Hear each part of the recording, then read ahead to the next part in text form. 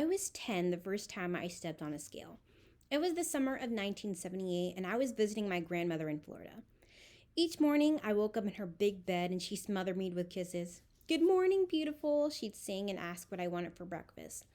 She'd set up a tray for me while I lounged in bed and watched Phil Donahue. In the afternoon, Grandma and I would go for our daily 2-mile walk past the golf course.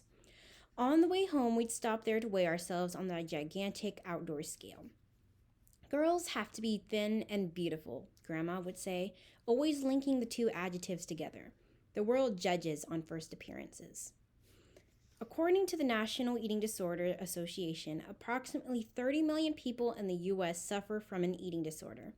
For many years, the focus of the study treatment has been on anorexia and bulimia. In recent years, binge eating disorders have become recognized as an equally serious disorder, requiring professional treatment and significant support in order to overcome it. Now, with social media such as Instagram and TikTok, it becomes easier for boys and girls alike to be obsessed with having that perfect body. But when your family and friends push you to be skinny like the societal beauty standard, it becomes very hard to love yourself. Like many friends I know who have starved themselves or even become bulimic, it is not a happy feeling to have. Teenage Waistland by Abby Elaine. The routine was the same every day. We'd wait in line behind the old ladies while they handed off their packages to their husbands, who seemed tolerant and bored. The women stepped on and off, and then Grandma got on. She didn't look like you'd expect a grandmother to look, soft and round and smelling of gingerbread. No, this grandma was all sharp angles, points, her makeup and hair carefully arranged, her clothes stylish and neatly pressed. She was interested in modern art, theater, movies, clothes. She took great pride in her appearance, especially her weight. She was skinny, and the needle hovered around 120. Then it was my turn. Was I ever really fat? Well, no, I suppose, not technically. As a child, I was a gymnast, muscular, firm. My greatest pleasure was going to the gymnastics and coming home to a large cheese pizza, oil dripping on my leotard and tights. I loved peppermint stick ice cream, fruit-flavored jelly beans, Duncan Hines chocolate frosting. I can't recall a time when I wasn't conscious that fat was bad. My mother had taped a picture onto the refrigerator of an obese woman rifling through our freezer, a warning of the dangers lurking behind that door. My older sister and I were constantly cautioned by my mother and grandmother to never gain weight. In our minds, getting fat was a terrible tragedy, the worst fate to befall a person. Fat was ugly, undignified, a sign of weakness and failure. But though I was aware of this, I never really worried about it. I could inhale tons of food and just burn it off at the gym. Fat, like fatal car crashes or terminal illness, was something that happened to other people. I'm not quite sure how the weight gain began. It built up gradually, intentionally, so slowly I hardly noticed. My interest in food acquired an obsessive quality that, looking back, seems like the early seeds of an addiction. Not surprisingly, food stopped being a source of pleasure and became instead the enemy.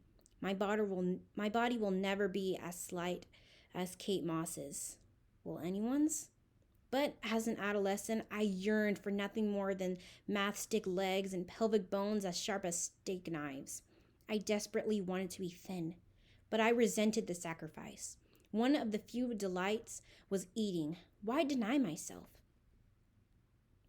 5 years later, when I was 15, my grandmother came to visit. As usual, she looked wonderful, her nails newly manicured, her clothes freshly pressed. She kissed me hesitantly, her hands kneading the strange new flesh on my shoulders and back. She was horrified. Later, I overheard her telling my mother that I'd gotten tremendous. At dinner, I reached for a second slice of kugel, and my grandmother slapped my hands away. "You don't need another," she said. "How can you let yourself go like this? You've got such a gorgeous face. Don't you want boys to like you? Don't you care what people think when they see you?" "Ma, don't," my mother said, dipping an apple sliver into the bowl of honey. "You've got to get a hold of yourself," Grandma continued. "You need to lose 15 pounds or else you can't come to Florida this Christmas." "But why?" I said, tears burning my eyes. "Who cares what I weigh?" Because the world judges on first appearances, Grandma snapped. Don't argue with me. It's my home and I don't want you there unless you look the way you're supposed to. But it's a big state, I stammered, trying to joke. I can fit in. No, she said, and I knew she meant it. I was devastated. I'm sure my grandmother meant well and was only doing what she thought was helpful. Over the next few months, she clipped diets from magazines and mailed them to me. Her favorite was The Way of Life, a program that incorporated fruits, vegetable, and lots of protein into a daily regimen. Her passion was Millimant. You really have to look at this as a way of life, Grandma said over the telephone. You got to think of fattening foods as poison, things that will kill you if you eat them. My mother tried to help. She cooked low fat, low calorie meals, weighed and measured everything on my plate. She labeled the food in the refrigerator. Healthy stuff had my name taped on it. The more fattening stuff was for my father, brother, or company. I tried to be good, tried to eat salads without dressing, and only ate one slice of pizza. And yet, I constantly wondered why I was depriving myself. Would lead roles come my way if I got thin? Would the National Merit Scholarship people call me?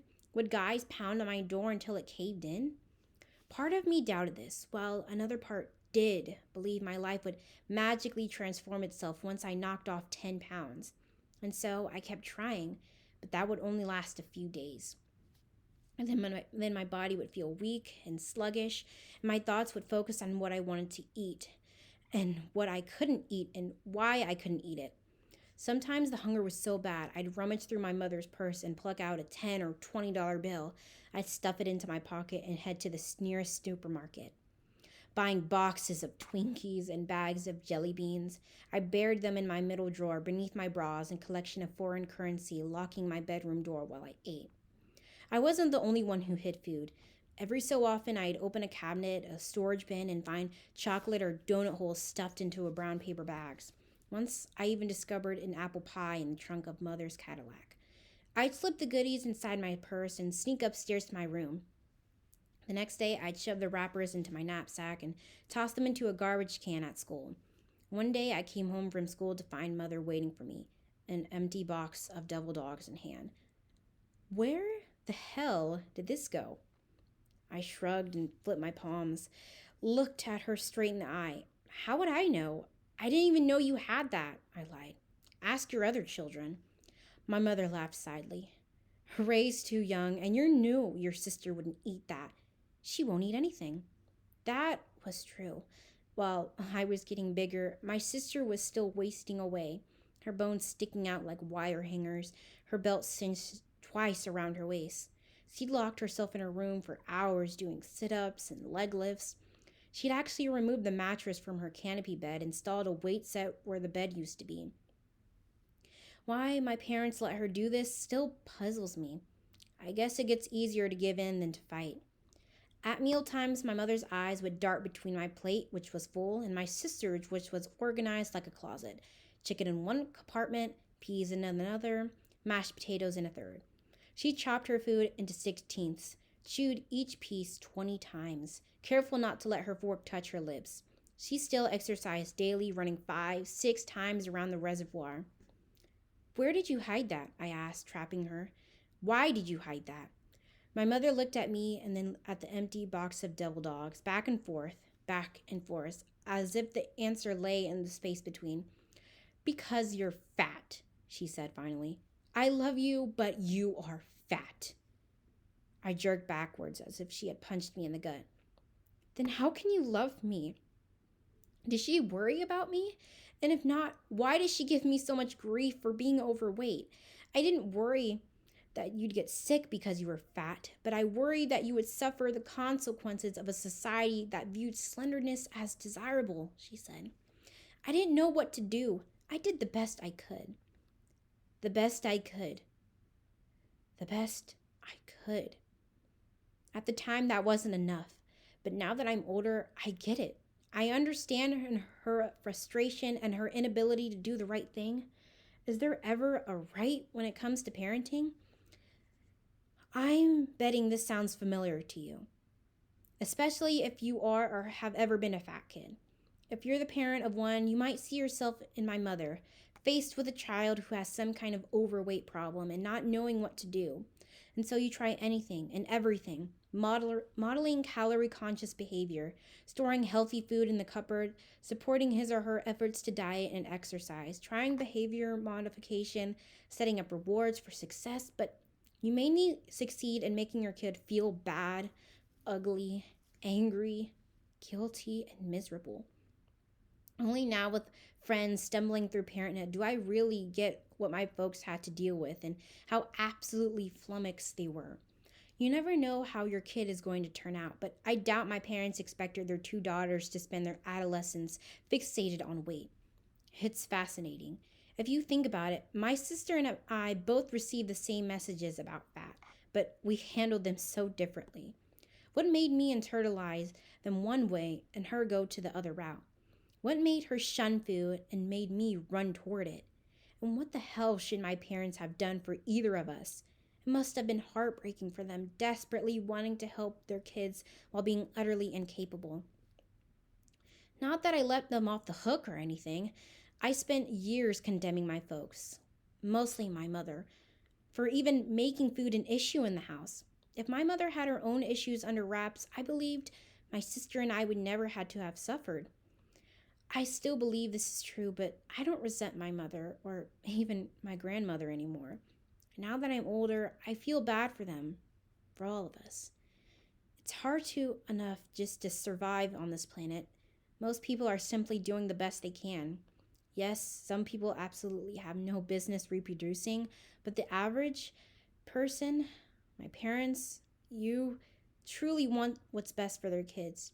If only they knew what that was or how to bring it about, things would be a lot easier.